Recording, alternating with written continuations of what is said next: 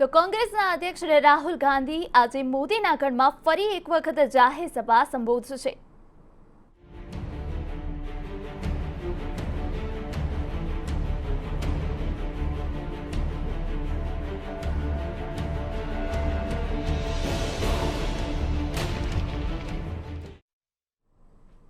તો મેદાનમાં રાહુલ ગાંધી જાહેર સભા હવે સંબોધશે। જે રીતે લોકસભાની ચૂંટણીનો સમય નજીક આવી રહ્યો છે ત્યારે 2 દિવસીય મુલાકાતે છે કોંગ્રેસના રાષ્ટ્રીય અધ્યક્ષ રાહુલ ગાંધી। તો આજે બારડોલીમાં રાહુલ ગાંધી દ્વારા જાહેર સભા કરવામાં આવશે। બારડોલીના બીજાપુરમાં રાહુલ ગાંધી દ્વારા જાહેર સભા કરવામાં આવશે। મોટી માત્રામાં જનમેદની સંબોધવામાં આવશે। કોંગ્રેસના દિગ્ગજ નેતાઓ પણ તેમની સાથે જોડાશે। મોટી સંખ્યામાં કોંગ્રેસ કાર્યકર્તાઓ પણ ઉમટી પડશે। વાત કરીએ તો ગઈકાલે રાહુલ ગાંધી દ્વારા વંથલીની સભા યોજવામાં આવી હતી અને તેમાં પણ તેમણે વડાપ્રધાન નરેન્દ્ર મોદી પર આડે હાથ લીધા હતા।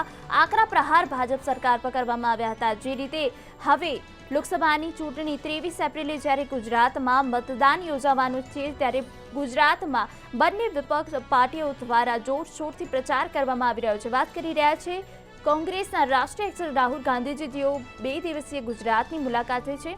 ગઈકાલે તેમના દ્વારા વંથલી અને બીજા અલગ જગ્યાઓ પર જાહેર સભા સંબોધવામાં આવી ત્યારે આજે તેઓ બારડોલીમાં જાહેર સભા સંબોધશે। બારડોલીના બીજાપુર ખાતે તેઓ જનસભા કરશે। આ સાથે કોંગ્રેસના દિગ્ગજ નેતાઓ પણ આ જનસભામાં જોડાશે।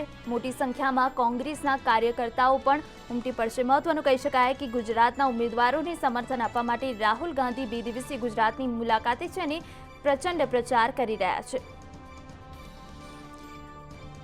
આજ મુદ્દે વધુ વિગત મેળવવા માટે મંતવ્ય ન્યૂઝના સંવાદદાતા કામેશ ચોકસી જોડાઈ ચૂક્યા છે। જે કામેશજી જણાવો, જે રીતે મોદીના ગઢમાં રાહુલ ગાંધી 2 દિવસીય પ્રવાસે છે અને આજે બારડોલી ખાતે તેમના દ્વારા જનસભા સંબોધિત કરવામાં આવશે। કયા મુદ્દાઓને લઈને આજે ફરી રાહુલ ગાંધી ભાજપ પર પ્રહાર કરી શકે છે?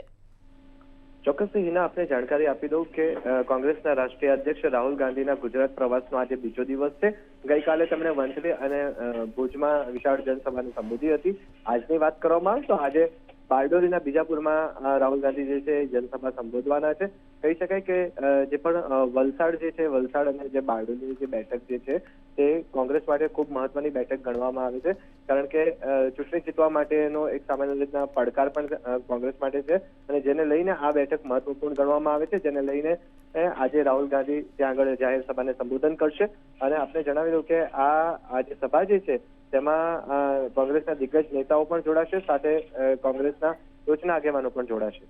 જી હિના, બિલકુલ કામેશજી, કહી શકાય કે એક તરફ ભાજપના ચાણક્ય દ્વારા એટલે કે અમિત શાહ દ્વારા પણ આજે જાહેર સભા સંબોધિત કરવામાં આવશે અને રાહુલ ગાંધી પણ બારડોલીમાં જનસભા સંબોધશે। કેવું ગુજરાતમાં રાજકારણને લઈને વાતાવરણ સર્જાશે આજના દિવસે?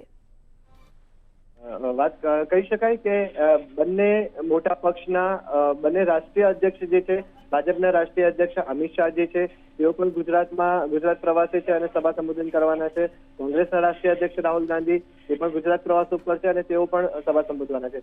કહી શકાય કે ગુજરાતમાં આગામી લોકસભાની ચૂંટણીને માત્ર 5 દિવસ બાકી છે, ગણતરીના દિવસો બાકી છે, ત્યારે ભાજપ અને કોંગ્રેસે એડી ચોટીનું જોર લગાવ્યું છે પ્રચાર પ્રસારના માધ્યમમાં। વાત કરવામાં આવે સ્ટાર પ્રચારકોની, તો સ્ટાર પ્રચારકોમાં ભાજપે પણ સુષ્મા સ્વરાજથી માંડી અને ટોચના રાજનાથસિંહથી માંડીને તમામ ટોચના જે દિગ્ગજો જે છે તેમને ગુજરાતમાં અત્યારે પ્રચાર કરવા માટે ઉતાર્યા છે। સ્મૃતિ ઈરાની પણ 23 એપ્રિલ સુધી ગુજરાતમાં જ રોકાણ કરશે, એ અહેવાલ પણ સામે પ્રાપ્ત થયા છે। તો બીજી બાજુ વાત કોંગ્રેસની કરવામાં આવે તો કોંગ્રેસમાં પણ કહી શકાય કે નવજોતસિંહ સિદ્ધુ જે છે કે તેનાથી માંડી અને જે પણ ટોપ લેવલના જે પણ કોંગ્રેસ નેતા જે છે તેઓ પણ પ્રચારમાં આવવાના છે। આવતીકાલે પણ શત્રુઘ્ન સિન્હા છે તે પણ ગુજરાતની મુલાકાત લેવાના છે। તો કહી શકાય કે ગુજરાતની રાજનીતિ અત્યારે પૂરેપૂરી ગરમાઈ છે। પ્રચાર અને પ્રસારના માધ્યમમાં બંને પક્ષોએ એડી ચોટીનું જોર લગાવ્યું છે અને પોતાની વોટ બેંકને મજબૂત બનવા સઘન પ્રયાસ કરવામાં આવશે। ગઈકાલે અમરેલીમાં જ્યારે પ્રધાનમંત્રી મોદીની રેલી હતી તો તેમણે કોંગ્રેસ ઉપર પ્રહાર કર્યા હતા અને સ્ટેચ્યુ ઓફ યુનિટીને લઈને પણ મુદ્દો ઉછળ્યો હતો। કહી શકાય કે બીજી બાજુ કોંગ્રેસ તરફથી પણ પરેશ ધાનાણી તરફથી પણ વોટો પ્રહાર કરવામાં આવ્યો હતો। એટલે આરોપ અને પ્રત્યારોપની રાજનીતિ તો યથાવત રહેશે, સાથે જ જે આગામી લોકસભા ચૂંટણી જે છે તેને લઈને પણ પોતાની જે બેઠકો જે છે તે જીતવા માટે મરણીયો જંગ ખેલાયો છે। ત્યારે સમગ્ર ગુજરાતમાં અત્યારે પ્રચાર અને પ્રસારના માધ્યમ માટે રસાકસીનો જંગ જામ્યો છે તેવું ચોક્કસથી કહી શકાય। ચબકો કામિશજી, સમગ્ર માહિતી બદલ આભાર આપનો. તો જે રીતે ફક્ત મહાજંગની 5 દિવસ બાકી રહ્યા છે ત્યારે સ્ટાર પ્રચારક હોય કે દિગ્ગજો દ્વારા ગુજરાતમાં જાહેર સભા યોજવામાં આવી રહી છે. ત્યારે આજે કોંગ્રેસના દિગ્ગજ નેતાઓ પણ આ જનસભામાં જોડાશે. કોંગ્રેસના રાષ્ટ્રીય અધ્યક્ષ રાહુલ ગાંધી દ્વારા બારડોલીમાં જાહેર સભા સંબોધિત કરવામાં આવશે.